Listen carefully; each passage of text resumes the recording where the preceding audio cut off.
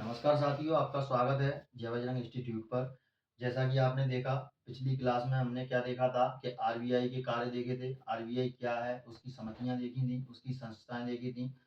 और उसके बाद हमने कहा था कि अगले वीडियो हम चर्चा करेंगे द्विमासिक मौद्रिक नीति की। तो आज हम उसी विषय पर चर्चा करने वाले हैं। तो द्विमासिक मौद्रिक नीति क्या होती है? तो ये द्विमासिक मौद्रिक नीति हर 2 महीने बाद चेंज होती है। जैसे कि अभी ये तुम्हारा 8 जनवरी का डाटा है, तो अब जो चेंज होगा तुम्हारा 8 मार्च का, जो अभी आया नहीं है, अगर आ जाएगा तो उसे आप अपडेट करवा दूंगा मैं आपको। ठीक है, तो इसमें क्या होता है, रेपो रेट 6.5%, बैंक रेट 6.675, इसके बाद एमएसएफ 6.75। बैंक रेट और एमएसएफ हमेशा कैसे होते हैं, बराबर होते हैं। सीआरआर कितना है, 4% है। एसएलआर कितना है, 18% है। और रिवर्स रेपो रेट कितना है, 3.35%, यानी कि 3.35%। अब आप कहोगे कि सर ये क्या है, तो उसका भी आप सॉल्यूशन समझ लीजिए। देखो, एक चीज समझते हैं पहले अपन, उसके बाद ये सारी की सारी चीजें मैं आपको डिफाइन करूंगा, और जो नोट्स बोर्ड पे लिख रहा हूँ वही पर्याप्त है, आपको साथ नोट डाउन करना है। तो एक चीज समझते हैं अपन, तरलता को। क्या है, तरलता। तरलता को अपन कहेंगे पैसा। जब तरलता की बात आए तो आप क्या समझना, पैसा। तो क्या है, देखो, दरअसल जब अपन बैंक से कोई लोन लेते हैं तो वास्तव में वह देखने में पैसे की मांग लगती है, लेकिन वह पैसे की मांग नहीं, वस्तु और सेवाओं की मांग होती है। क्या होती है, वस्तु और सेवाओं की मांग होती है। जैसे मान के चलिए, सचिन नाम का एक लड़का है, उसे अपनी लड़की के लिए स्कूटी खरीदनी है। ठीक है, जैसे मान के चलिए सचिन नाम का एक लड़का है और इसको क्या खरीदनी है, एक स्कूटी खरीदनी है। और स्कूटी खरीदनी है इसको अपनी बच्ची के लिए। इसके पास है कितने रुपए, 20,000 रुपए। कितने रुपए हैं, 20,000 रुपए हैं इसके पास। और स्कूटी आ रही है आपकी कितनी, 80,000 रुपए की। स्कूटी की कीमत कितनी है, 80,000 रुपए। अब क्या है, सचिन के पास 60,000 रुपए कम पड़ रहे हैं। कितने रुपए कम पड़ रहे हैं, 60,000 रुपए कम पड़ रहे हैं। और उसके पास दो ऑप्शन है, या तो वह अपने दोस्त के पास जाए, और या फिर वह अपने रिश्तेदारों के पास जाए। क्योंकि सचिन के रिश्तेदार बहुत ही हरामी हैं, वो उसको पैसे नहीं देंगे। तो उसके पास ऑप्शन किसके पास जाता है, दोस्तों के पास जाएगा। दोस्त उसको मना कर देते हैं, अब वो जाता है बैंक के पास। किसके पास जाता है, बैंक के पास। तो बैंक के पास जाता है, तो बैंक है तुम्हारी, मान के चलिए ये एक कोई बैंक है। जैसे सचिन गया एसबीआई बैंक के पास। ठीक है, अब एसबीआई बैंक के पास गया, तो एसबीआई बैंक के पास यदि पैसा है, मतलब पूंजी ज्यादा है यदि इस बैंक की, तो इसकी ब्याज दरें कितनी होंगी, कम होंगी। और यदि इसके पास पैसा कम है बांटने के लिए, तो ब्याज दरें इसकी ज्यादा होंगी। अब सचिन गया बैंक के पास, उसने बोला बैंक मैनेजर से मुझे स्कूटी चाहिए, मुझे लोन दे दीजिए। उसने कहा ठीक है, ब्याज दरें इतनी इतनी है, लोन दे देते हैं। अब मैंने आपको क्या कहा, तरलता। देखने में पैसे की मांग लगती है, किसकी मांग लगती है, पैसे की मांग लगती है। लेकिन वास्तव में यह किसकी मांग है, वस्तु और सेवाओं की मांग है। किसकी मांग है, वस्तु और सेवाओं की मांग है। क्योंकि सचिन की जेब में यदि पैसा होगा तभी तो वह वस्तु यानी कि स्कूटी लेगा। और यदि पैसा नहीं है तो स्कूटी नहीं ले पाएगा। अब वो बैंक के पास गया, बैंक की ब्याज दरें ज्यादा है तो वह नहीं लेगा, और बैंक की ब्याज दरें कम है तो वह वहां से ले लेगा। तो ये तुम्हारी क्या हो गई, तरलता। अब एक चीज आपको और समझनी है, उसके बाद अपन इस कॉन्सेप्ट को पूरा क्लियर करेंगे, तब आपको ये सारी की सारी चीजें समझ में आएंगी। ये कॉन्सेप्ट अपना ये हो गया क्या, क्या तरलता यानी कि पैसा की मांग। देखने में पैसा की मांग लगती है, लेकिन वास्तव में वह वस्तु और सेवाओं की मांग है। क्योंकि अगर इसकी जेब में पैसा होगा तभी ये स्कूटी लेगा, और स्कूटी क्या है, एक वस्तु है। अब इसके बाद दूसरा चलते हैं अपन के रेपो रेट। ठीक है, अब ये सारी की सारी जो रेटें होती हैं, अगर ये रेटें बढ़ेंगी, ये रेटें बढ़ेंगी, तो क्या होगा, अर्थव्यवस्था दो तरह की रहती है। एक होती है मंदी आधारित, और एक होती है महंगाई आधारित। एक होती है कौन सी, मंदी आधारित, और एक होती है महंगाई आधारित। मंदी आधारित मतलब तुम्हारा ये है कि यदि ये रेट बढ़ गई तो तुम्हारा क्या होगा, मंदी। और रेट अगर गिर गई तो क्या हो जाएगा, तुम्हारा महंगाई। मतलब रेट अगर गिर गई तो क्या होगा, महंगाई। जैसे मान के चलिए स्कूटी है, ठीक है, स्कूटी इनको मिल गई, 80,000 रुपए इनके पास होगा, 60,000 रुपए बैंक वाले ने उधार दे दिए, कम ब्याज पर दे दिया। अब इनके पास पैसा आ गया, तो पैसा कहाँ करेंगे, बाजार में खर्च करेंगे। और बाजार में यदि ये खर्च करेंगे, किसी चीज की मांग ज्यादा हो जाएगी। मान के चलिए किसी चीज की मांग ज्यादा होगी, जैसे मान के चलिए राष्ट्रीय गुटखा है, पॉपुलर ब्रांड है, पूरे मार्केट में बिकता है। अगर उसकी मांग ज्यादा हो गई और वो चीज पड़ जाए शॉर्ट, तो उसकी कीमतों में क्या होगा, इजाफा होगा, यानी कि बढ़ोतरी हो जाएगी। इसी प्रकार मतलब जैसे ये रेटें बढ़ गई सबकी, ब्याज दरें, ब्याज दरें इनकी बढ़ गई तो क्या आ जाएगी मार्केट में? मंदी आ जाएगी। मंदी मतलब उस चीज को लोग बाग कम खरीदेंगे। और यही रेट अगर डाउन हो गई, ब्याज दरें सारी कम हो गई, तो क्या होगा? महंगाई, ब्याज दरें यदि कम हो जाएंगी तो महंगाई बढ़ जाएगी, मतलब मंदी आ जाएगी। सॉरी, क्या हो जाएगी? मंदी आ जाएगी। मतलब एक चीज देख के चलिए, जैसे मान के चलिए ये पार्ले जी का बिस्कुट, पार्ले जी का बिस्कुट 5 रुपए का है, सभी की जेब में 5 रुपए हैं, और इस बिस्कुट को खरीदने वालों की संख्या भी ज्यादा है। तो 5 रुपए है, तो सबसे ज्यादा क्या हो गई तुम्हारी मार्केट में? यानी कि महंगाई, इसकी कीमत बढ़ रही है। क्या हो गई? महंगाई, यानी कि इसकी कीमत बढ़ रही है। अब क्या होगा कि अब इसको क्या करना है? डाउन करना है। डाउन करना है तो व्यक्ति की जेब में से पैसा निकाला जाएगा। पैसा निकाला जाएगा तो क्या होगा? मतलब लोग बाग बैंक में जमा करेंगे। अब जैसे 60,000 रुपए इसको चाहिए, बैंक में गए, कम ब्याज दर पर इसको मिल गए। वहीं यदि ब्याज दर ज्यादा होती तो ये क्या करता? क्या कहता अपनी बच्ची से कि अगले महीने आपको स्कूटी दिला दूंगा। तो इसी वजह से मतलब अगर पैसा तुम्हारे पास ज्यादा है, पैसा तुम्हारे पास ज्यादा है, तो बाजार में क्या देखने को तुमको मिलेगा? महंगाई, यानी कि उस चीज की मांग ज्यादा हो जाएगी, यानी कि उस पर महंगाई। और पैसा कम है तो मंदी हो जाएगी, यानी कि बिस्कुट को खरीदने वालों की संख्या कम हो जाएगी, तो उसे अपन क्या बोलेंगे? मंदी। तो ये सारा का सारा काम क्या होता है? आरबीआई का काम होता है कि आरबीआई के साथ में छोटे छोटे जो बिचौलिए बैंक जुड़े हुए होते हैं, जैसे कि एसबीआई है, सेंट्रल बैंक ऑफ इंडिया है, पंजाब नेशनल बैंक है। तो ये सारे के सारे बैंक क्या है? बिचौलिए बैंक की तरह कार्य करते हैं, जो कि ब्याज को कम ज्यादा करने में मदद करते हैं। अब इसमें तुम्हारा एक चीज ये समझ में आ गया कि मंदी और महंगाई क्या है, और दूसरा तरलता, यानी कि देखने में पैसे की मांग लग रही है लेकिन वास्तव में वस्तु और सेवाओं की मांग है। अब देख लेते हैं हम तुम्हारा थोड़ा बैंक के बारे में समझ लेते हैं थोड़ा, उसके बाद फिर आपको ये सारी की सारी डेटा समझ में आएंगी। तो बैंक क्या होता है तुम्हारा? देखिए, जैसे मान के चलिए सचिन है, ठीक है। अब सचिन यहाँ पर लिख लेते हैं, पहले अपन यहाँ पर लिखेंगे बैंक, यहाँ पर लिखेंगे अपन कौन सी? बैंक, एसबीआई बैंक लिख ली, ठीक है। और यहाँ पर आ गए सचिन,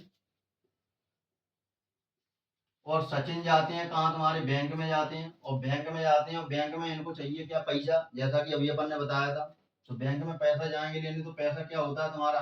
पैसा मिलेगा, लेकिन पैसा किससे पूछकर मिलेगा? आरबीआई से, जो कि सभी बैंकों की पापा है। पिछले वीडियो में मैंने आपको बताया था।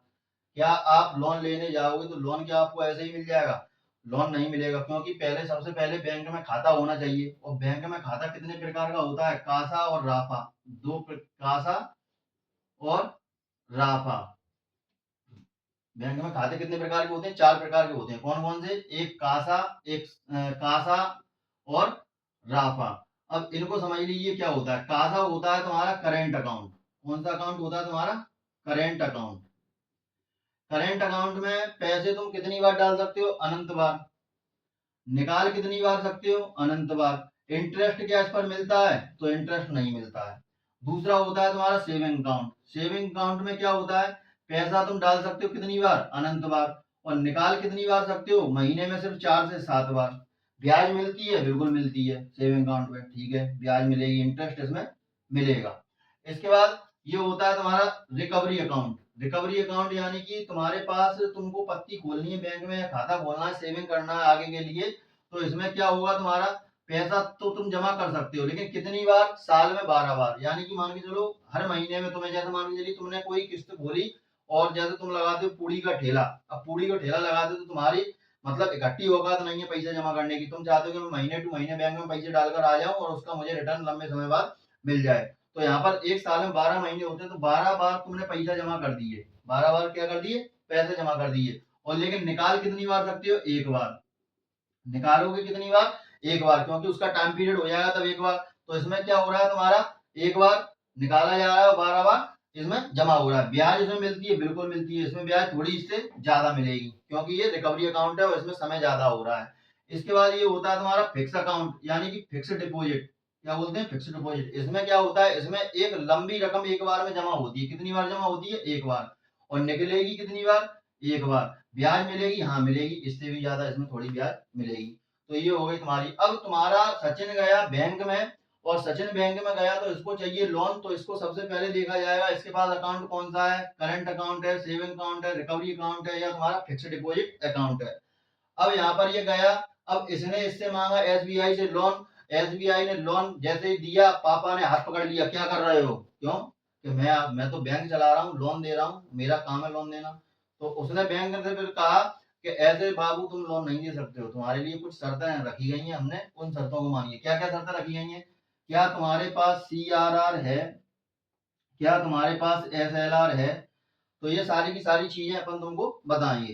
तो CRR क्या होता है, मतलब CRR बैंकों को देना पड़ता है, सभी बैंकों को देना पड़ता है। किसे देना पड़ता है, जो हमारे पापा यानी कि सभी बैंकों के जो पापा हैं कौन, RBI, उनको देखना पड़ता है। और किस रूप में देना पड़ता है, तो कैश के रूप में देना पड़ता है। और इसकी क्या है, CRR की लिमिट कितनी होती है, रेट कितनी होती है, 4%। और CRR कितना होता है, जितना RBI तय करे, यानी कि बैंक के पास मान के चलिए पूंजी कितनी है, मान के चलिए बैंकों की पूंजी 500 करोड़ रुपए है, तो इसमें ये क्या करेगा, तुम्हारा 500 करोड़ में से तुम्हारे लगभग तुम्हारे 200 या 300 करोड़ रुपए, ठीक है, 200 या 300 करोड़ रुपए तुम्हारे किस रूप में होंगे, विदेशी मुद्रा के रूप में, स्वर्ण के रूप में होंगे 200 रुपए, 300 करोड़। और 200 रुपए तुम्हारे लगभग किस रूप में होंगे, 200 रुपए तुम्हारे होंगे विदेशी मुद्रा के रूप में। अब CRR किसके रूप में जमा होता है, तो CRR जमा होता है तुम्हारा कैश के रूप में।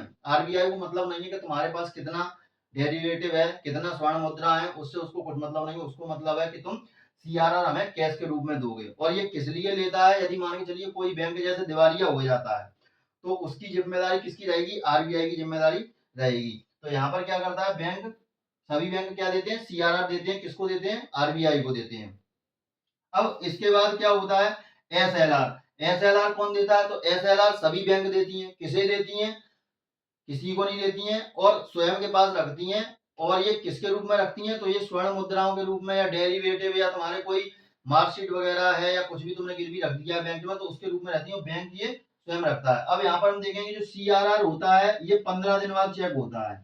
RBI हर 15 दिन बाद बैंकों की क्या करती है, बैठक बुलाती है और वहां पर जाती है, और क्या करती है, मैनेजमेंट सिस्टम देखती है, और हर 15 दिन बाद CRR देखती है कि तुम्हारे पास CRR कितना है या क्या नहीं है। इसके बाद तुम्हारा SLR खुद के पास रखना पड़ता है, और ये एक रिस्क के रूप में होता है, क्योंकि बैंक या नॉन बांट देती हैं, और SLR के रूप में क्या रखती हैं, कुछ भी मतलब चीज रख लेती हैं, और यहाँ पर क्या रिस्क फ्री हो जाता है। तो यहाँ पर ये तुम्हारा हो गया SLR, CRR और SLR। अब तुम्हारा होता है बैंक रेट। बैंक रेट क्या होता है, तो देखो चलते हैं अपन इसको थोड़ा कॉन्सेप्ट और बारीकी से समझाते हैं।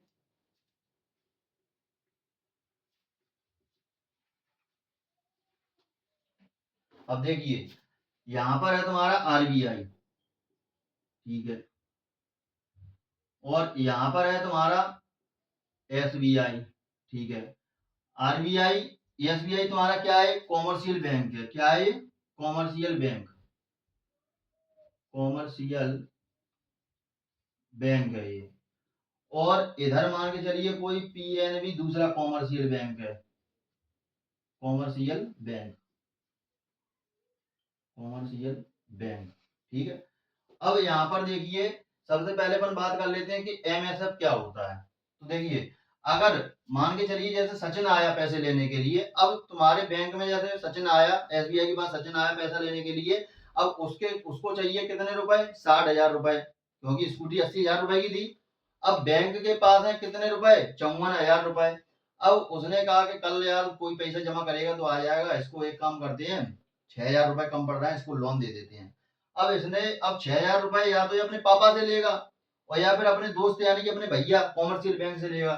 तो जब SBI बैंक RBI बैंक से एक दिन या ओवरनाइट, एक दिन या ओवरनाइट के लिए पैसा उधार लेती है, तो उसे हम बोलते हैं MSF। क्या बोलते हैं, MSF। और MSF की दर कितनी है, 6.75। मतलब अगर SBI ने एक रात के लिए अपने पापा से पैसा लिया है, तो वो एक रात बाद उसको 6.75% के हिसाब से ब्याज लगा के उसको पैसा वापस करेगी। वहीं यदि SBI एक दिन से ज्यादा, एक दिन से ज्यादा और 14 दिन से कम, 14 दिन से कम पैसा अगर लेती है, तो उसे अपन क्या बोलेंगे, उसे अपन बोलेंगे रेपो रेट। उसे अपन क्या बोलेंगे, repo rate.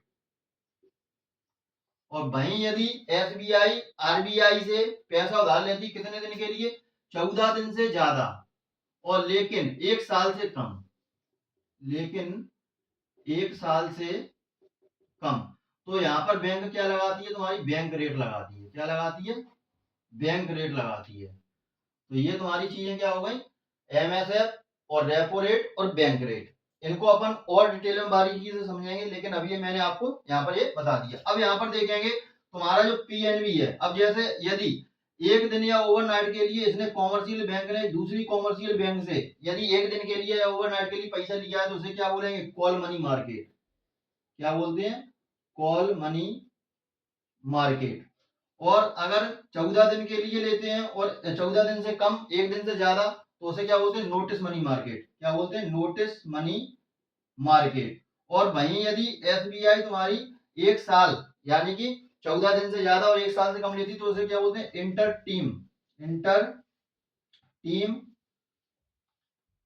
Money market. Inter team money market. तो ये तुम्हारा ये होता है। अब यहाँ पर देखिए रेपो रेट कितनी है, 6.50 है। बैंक रेट कितनी है, 6.75% है। मैंने बताया कि बैंक रेट और एमएसएफ रेट हमेशा बराबर होते हैं। अब देखो रिवर्स रेपो रेट और रेपो रेट एक प्रकार की क्या है, ये पॉलिसी रेट है। क्या है ये, एक प्रकार की पॉलिसी रेट होती है।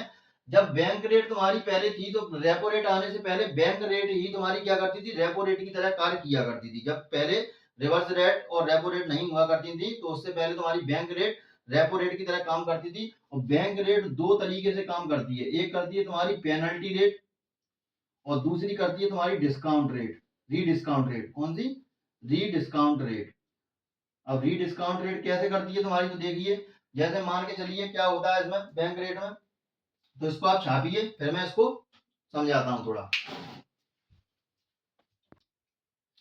अब देखिए जैसा कि मैंने आपको रेपो रेट में बताया उसके मैंने आपको पॉइंट भी लिख दिए हैं। रेपो रेट का फुल फॉर्म क्या होता है, रीपरचेजिंग ऑप्शन रेट। क्या होता है, रीपरचेजिंग ऑप्शन रेट। कोलेट्रल की इसमें आवश्यकता होती है। कोलेट्रल एक प्रकार के डेरिवेटिव होते हैं। जैसे कि मान के चलिए इसमें किसी को पैसा उधार चाहिए तो एक प्रकार का एक कागज साइन करा लिया जाता है, उसे अपन क्या बोलते हैं, कोलेट्रल। इसके बाद प्रकृति इसकी एक प्रकार की पॉलिसी रेट है, जैसा कि मैंने आपको अभी बताया, तो इसको पॉलिसी रेट भी कहते हैं। एडमिनिस्ट्रेटिव रेट है। ओवरनाइट के लक्षण भी होते हैं। ओवरनाइट के मतलब जैसे ओवरनाइट अभी अपन ने किस में देखा था, एमएसएफ में देखा था। सबसे पहले किस में देखा था, ओवरनाइट एमएसएफ में देखा था। इसके बाद तुम्हारा किस में देखा था हमने, बैंक रेट और रेपो रेट। तो बैंक रेट में नहीं है, ठीक है, और इसमें अपन ने देखा था। अब यहाँ पर देखते हैं फिर कितना, अगर ओवरनाइट के लक्षण ले रहा है तो परसेंटेज कितना लगेगा, 0.25। अगर 14 दिन के लिए यूज करना है तो कितना लगेगा, 0.75। यानी कि मतलब तुम्हारा एक दिन से ज्यादा और 14 दिन से कम, तो तुम्हारा कितना लग गया। अगर जैसे तुमने 100 रुपए उधार लिए हैं तो 100 रुपए में 25% तुम्हारी ब्याज हो गई, 75 रुपए तुमको उपयोग करने के लिए 14 दिन के लिए मिलेगा। 14 दिन बाद आप उसको पूरे रुपए लौटा सकते हो। इसके बाद अति अल्पकालिक तरलता प्रवर्धन। तरलता यानी कि पैसा, यानी कि अति अल्पकालिक यानी कि थोड़े समय के लिए। एसएलआर के अंश का कुछ उपयोग होता है। अब एसएलआर के पॉइंट जो मैं लिखाऊंगा तब आपको और अच्छे से समझ में आएगा। सीबी यानी कि कॉमर्शियल बैंक आरबीआई से उधार लेता है। अब इसमें कुछ किस तरह के प्रश्न आएंगे तो उन प्रश्नों के बारे में हम चर्चा कर रहे हैं और आपको कैसे प्रश्न सॉल्व करने, तो साथ ही साथ में जो आपको क्लास में प्रश्न कराऊंगा वही उससे मिलते जुलते प्रश्न आपको एग्जाम में मिलेंगे, तो आप उन प्रश्नों को गलत नहीं करके आए। तो आप इसको छापिए, मैं प्रश्न नोट करता हूँ फिर इस पर। अब देखिए प्रश्न किस तरीके के आएंगे। एनडीए एनडीटीएल का कितने परसेंट रिवर्स या रेपो रेट में प्रयोग किया जाता है। ऑप्शन 1%, 2%, 3% या कोई लिमिट नहीं। जैसा कि मैंने आपको बताया था कि एनडीटीएल क्या है, यानी कि एसबीआई यदि किसी को उधार देती है तो उसको क्या देना पड़ता है, सीआरआर देना पड़ता है। सीआरआर यानी कि एक प्रकार की लाइसेंस फीस है जो हर बैंकों को आरबीआई को देनी पड़ती है, क्योंकि कल को यदि बैंक दिवालिया हो जाती है तो उसकी जिम्मेदारी आरबीआई के पास आ जाती है। अब सीआरआर कितना मतलब लाइसेंस फीस कितनी देनी पड़ती है, तो जितना बैंक की पूंजी होती है, जैसा कि मैंने आपको बताया जितनी बैंक की पूंजी होती है उसका एनडीटीएल, यानी कि एनडीटीएल निर्धारित नहीं है, जितना आरबीआई तय करे। तो इसमें क्या हो जाएगा तुम्हारा ऑप्शन का आंसर, तो तुम्हारा ऑप्शन का आंसर इसमें हो जाएगा कोई लिमिट नहीं, क्योंकि उसकी कोई लिमिट ही नहीं है। जितना आरबीआई तय करेगा उतना आरआर यानी कि सीआरआर का एनडीटीएल देना पड़ेगा सामने वाले को। तो जितना देना पड़ता है वह क्या कहलाता है, सीआरआर। बैंकों की कुल जमा पूंजी का एनडीटीएल उतना जितना आरबीआई तय करे, तो उसे अपन क्या कहते हैं, सीआरआर कहते हैं। तो ये क्या हो गया तुम्हारा एक एनडीटीएल से संबंधित क्वेश्चन हो गया, सीआरआर संबंधित। दूसरा, रेपो रेट के लिए कोलेटरल के रूप में एसएलआर का प्रयोग हो सकता है या नहीं। तो मैंने आपको बताया था क्या हो सकता है इसमें कोलेटरल के मतलब एसएलआर के कुछ इसमें लक्षण होते हैं लेकिन प्रयोग नहीं हो सकता, तो इसका आंसर क्या हो जाएगा, नहीं। तो इस तरीके के सवाल आपको परेशान ना करें, तो मैं आपको साथ साथ क्लास में सवाल भी करता चलूंगा। नोट कीजिए इसको, आगे बढ़ हम लिखते हैं। और अब देखिए बैंक रेट को अपन डिटेल में डिस्कस करते हैं। तो बैंक रेट क्या है? एक प्रकार की पुनः कटौती दर है। पेनल्टी रेट है, टाइम पे नहीं दोगे तो पेनल्टी लग जाएगी, टाइम से पहले पहुंच जाओगे तो पेनल्टी लग जाएगी। 8 जनवरी को डाटा क्या आया था वो मैंने इधर भी लिखा, इधर भी लिख दिया। कोलेट्रल की आवश्यकता नहीं होती है, प्रथम श्रेणी के वाणिज्यिक बिलों की आवश्यकता होती है। अब इसको देखो थोड़ा डिटेल से समझते हैं कि कोलेट्रल क्या है, ठीक है, और वाणिज्यिक बिल क्या है। इनको अपन डिटेल से पॉइंट कवर करते हैं। जैसे मान के चलिए ए कोई व्यापारी है और एक बी कोई व्यापारी है, ठीक है। ये कौन सा व्यापारी है? ये है तुम्हारा कपड़ा का व्यापारी, और बी है तुम्हारा कपास का व्यापारी। अब ए कपड़ा व्यापारी बी के पास जाएगा पैसा लेकर, तब इसको ये कपास देगा, तब ये कपड़ा बनाएगा, और बदले में ये कपड़ा व्यापारी इसको क्या देगा? माल, यानी कि कपास का माल देगा। अब ये गया इसके पास, इसको कपास चाहिए 2 लाख रुपए का। कितना चाहिए? 2 लाख रुपए का। इसकी जेब में पैसा कितना है? 1 लाख रुपए। कितना पैसा है इसकी जेब में? 1 लाख रुपए। अब ये बाबूजी इसके यहाँ पहुंच गए और इन्होंने कहा भाई साहब मेरे को माल चाहिए, मैं तुम्हारे यहाँ से बहुत दिनों से माल ले रहा हूँ, लेकिन मेरे पास आज पैसे कम पड़ रहे हैं, क्या तुम उधार दे दोगे? हाँ बिल्कुल दे देंगे, बताओ कितने का चाहिए? 2 लाख का चाहिए। माल पैक कर दिया। कपड़ा व्यापारी ए मान के चलिए सच नहीं है, माल इसने उठाया, चल दिया। फिर उसने हाथ पकड़ी, कहाँ अरे तुमने हाथ फिर क्यों पकड़ लिया? तुमने तो बोला कि उधार दे। हाँ उधार देंगे, लेकिन उसकी भी कुछ प्रक्रिया है क्या? ऐसे ही मतलब उठा के चल दोगे? मेरी बीवी कल को मारेगी घर पे, वो ये कहेगी कि सारी कमाई तुमने कहाँ लुटा दी। तो फिर उसने माल रख दिया नीचे। फिर उसने बोला बताओ क्या प्रक्रिया है? तो उसने कहा तुम्हारे पास कोई बिल वगैरह है या कोई गारंटी के लिए चेक वगैरह है? तो इसने कहा चेक वगैरह तो मेरे पास नहीं है। तो फिर क्या होना चाहिए? तो मतलब मुझे कितने दिन के बाद पैसे लौटाओगे? तो इनने कहा कि भाई मैं तुमको 6 महीने बाद पैसे लौटाऊंगा। कितने महीने बाद? 6 महीने बाद। तो इस तरीके का एक मान के चलिए स्टाम्प पेपर इन्होंने ले लिया, इस पे इनका नाम लिख दिया, और यहाँ पर लिख दिया 1 लाख रुपए 6 महीने बाद, ठीक है, 6 महीने बाद लौट आएंगे। अब इन्होंने कहा कि इस कागज से काम नहीं चलेगा। यदि तुम्हारा किसी बैंक में अकाउंट है तो वहां पर अपन ये वाणिज्यिक बिल जमा कर देते हैं, तो इनको अपन क्या बोलते हैं? प्रथम श्रेणी के वाणिज्यिक बिल बोलते हैं।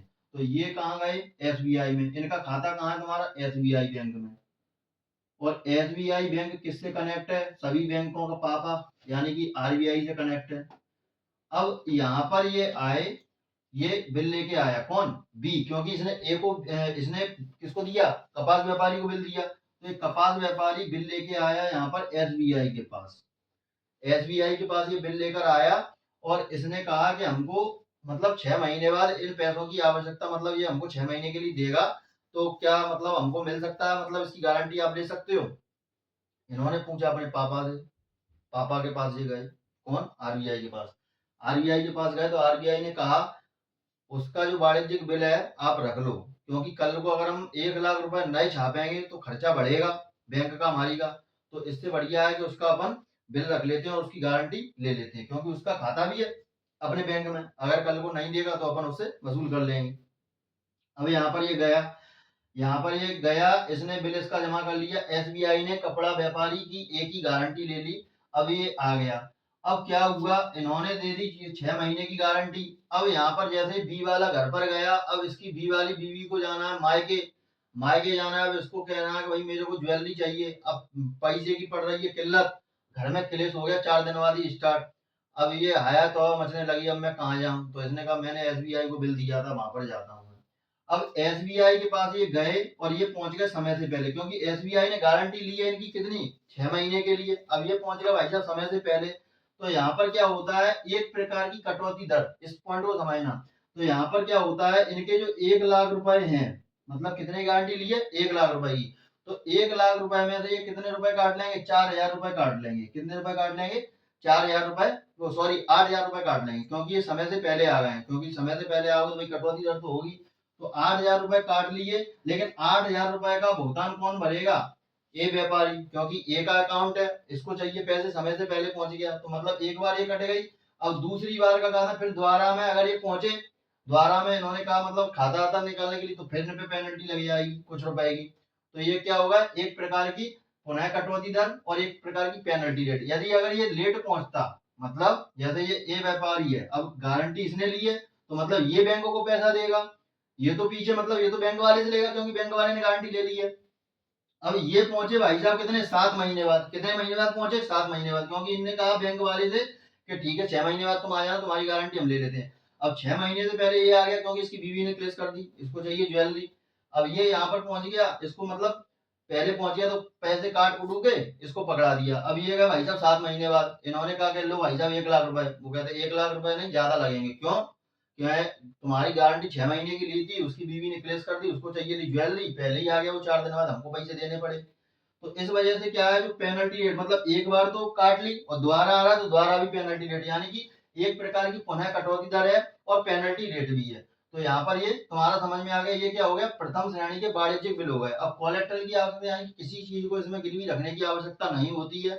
जैसे कई बार क्या होता है, बैंक प्रॉपर्टी वगैरह डिपोजिट करके आपको लोन दे देता है, लेकिन इसमें क्या होता है, प्रथम श्रेणी के सिर्फ वाणिज्यिक बिल लगते हैं। तो ये तुम्हारी थी क्या, बैंक रेट। तो चलिए आप इसको नोट डाउन कीजिए, आगे फिर हम लिखते हैं। और अब देखिए ओएमओ, ओएमओ यानी कि तरलता, जैसे कि मैंने आपको चर्चा की थी। अब मैं ये इसलिए लिखता हूँ ताकि आप नोट्स अपने प्रॉपर तरीके से बनाते रहें। तो ओएमओ का फुल फॉर्म क्या होता है, ओपन मार्केट ऑपरेशन, यानी कि खुले बाजार की प्रक्रिया।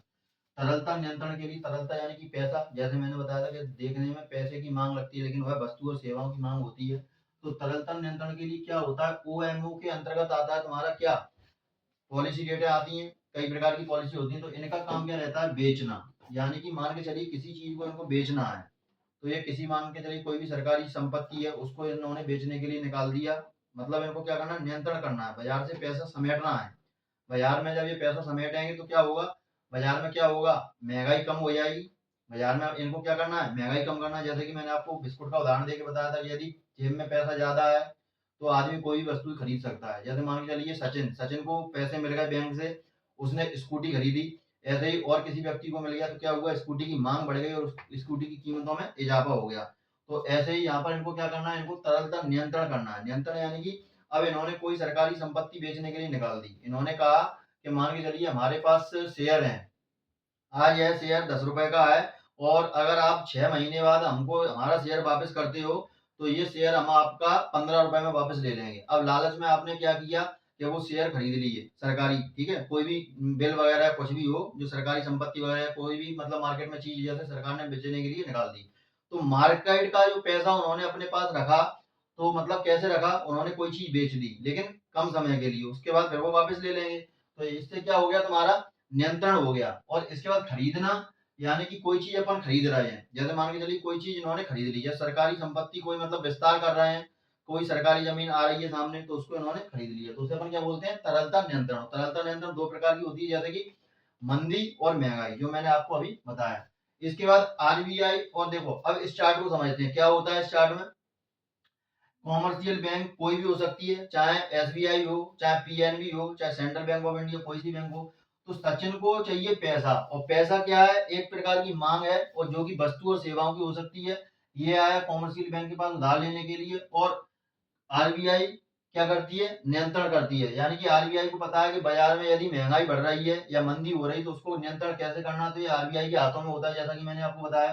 तो बैंक के पास यदि पैसा ज्यादा है, जैसे मैंने आपको बताया, बैंक के पास यदि पैसा ज्यादा है, पूंजी ज्यादा है, तो उसकी ब्याज दरें कैसी होंगी, कम होंगी। जैसे कि सचिन को अगर कम ब्याज दरों में पैसा मिलता है तो वह स्कूटी ले लेगा अपनी बच्ची के लिए, नहीं तो वह नहीं लेगा। और बैंक के पास यदि पैसा कम है तो ब्याज दरें कैसी होंगी, महंगी होंगी। अब फिर क्या होगा, एनडीटीएल, एनडीटीएल यानी कि जैसे मैंने आपको बताया कि सभी बैंकों की पूंजी का उतना जितना लाइसेंस फीस मतलब आरबीआई तय करे। तो इसमें क्या होता है, कासा और राफा दो प्रकार होते हैं। मतलब कासा यानी करंट अकाउंट, सेविंग अकाउंट, और राफा यानी कि तुम्हारा रिकवरी अकाउंट और फिक्स डिपॉजिट अमाउंट। राफा में क्या होता है, तुम्हारा समय जमा होता है, मतलब एक बार के लिए तुम्हारा पैसा भी जमा और समय भी जमा। इसमें एक बार अपन ने पैसा जमा कर दिया और लंबे समय बाद निकालना है तो क्या हो गया, इसमें समय जमा बोलते हैं इसको।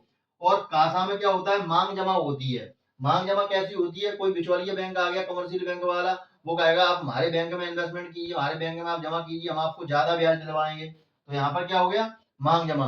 और दूसरा बिचौलिया क्या कह देगा कि हम आपको लोन दिलवा रहे हैं अपने बैंक से, और ये बैंक आपको सस्ते ब्याज दरों पर मिलेगा। अब उसको क्या पता कि सस्ते ब्याज दरों पर मिलेगा क्या, उसकी फोड़ दी जाएगी या फूट दी जाएगी। तो ये क्या है, बैंकों के क्या रहते हैं, चोचले रहते हैं।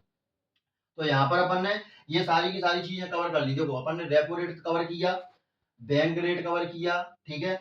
इसके बाद अपन ने क्या कर लिया, एमएसएफ के बारे में भी आपको बता दिया। अब हमारा क्या रह गया, रिवर्स रेपो रेट भी हमने बता दिया, क्योंकि एलएएफ तुम्हारा क्या आया था, देखो एलएएफ में, एलएएफ इसका फुल फॉर्म तुम्हारा क्या होता है, एलएएफ का थोड़ा आपको बताऊंगा, लिक्विडिटी एडजस्टमेंट फैसिलिटी। क्या होता है, लिक्विडिटी एडजस्टमेंट फैसिलिटी। इसके अंतर्गत तुम्हारा क्या आ जाता है, रिवर्स रेपो रेट और रेपो रेट और रिवर्स रेपो रेट, ये और ये तुम्हारा ओएमओ, ये सब किसके अंतर्गत आते हैं, इसी के अंतर्गत आते हैं, क्योंकि ये एक प्रकार की पॉलिसी है। तो अपन कल के वीडियो में क्या कवर करेंगे, तो कल के वीडियो में अपन देखेंगे सीआरआर क्या होता है, एसएलआर क्या होता है, ये दोनों चीजें देखेंगे। अब कुछ फैक्ट हैं जो मैंने सोचा आपको बता दिए जाएं, जैसे कि 10,000 का नोट पहले हमारे पास चलता था, और ये बंद कब किया गया, 1946 में बंद किया गया। 5,000 का नोट और 1,000 का नोट, 5,000 का नोट और 1,000 का नोट हमारा 1978 में बंद हुआ। उसके बाद फिर 1,000 का नोट चालू हुआ, और फिर इसके बाद 500 और 1,000 के नोट मोदी सरकार द्वारा 8 नवंबर 2016 को नोटबंदी की गई और ये बंद कर दी गई। यदि आपको हमारा कंटेंट पढ़ाने का अच्छा लग रहा है, अर्थव्यवस्था पढ़ने में अच्छी लग रही है, तो लाइक कीजिए, कमेंट कीजिए, शेयर कीजिए। मिलते हैं अगले वीडियो में, तब तक के लिए जय हिंद, जय भारत।